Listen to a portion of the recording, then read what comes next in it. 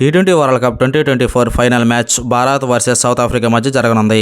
బార్బడోస్లోని Kensington ఓవల్లో ఇరు జట్ల మధ్య టైటిల్ మ్యాచ్ జరగనుంది. ఒకవైపు భారత జట్టు రెండవసారి టీ20 వరల్డ్ కప్ ఛాంపియన్గా మారడానికి ప్రయత్నిస్తుండగా సౌత్ ఆఫ్రికా తన మొదటి ప్రపంచ కప్ ఫైనల్ను ఆడడానికి సిద్ధంగా ఉంది. Bharat, south Africa T20 international world కప్లో చాలాసార్లు ఢీకొన్నాయి.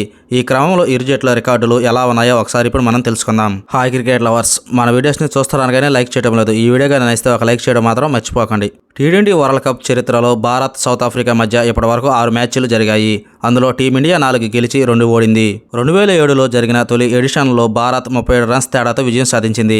కాగా 2009లో జరిగిన మ్యాచ్లో సౌత్ ఆఫ్రికా 12 రన్స్ తేడాతో విజయం సాధించింది. 2010లో సౌత్ ఆఫ్రికాపై 14 రన్స్తో, 2012లో 1 రన్స్తో, 2014లో 6 వికెట్ల తేడాతో భారత్ విజయం సాధించింది. అయితే 2022లో సౌత్ ఆఫ్రికా 5 వికెట్ల తేడాతో విజయం సాధించింది. అదే సమయంలో మొత్తం టీ20 అంతర్జాతీయ రికార్డును పరిశీలిస్తే ఎక్కడ కూడా భారత జట్టు ముందుంది.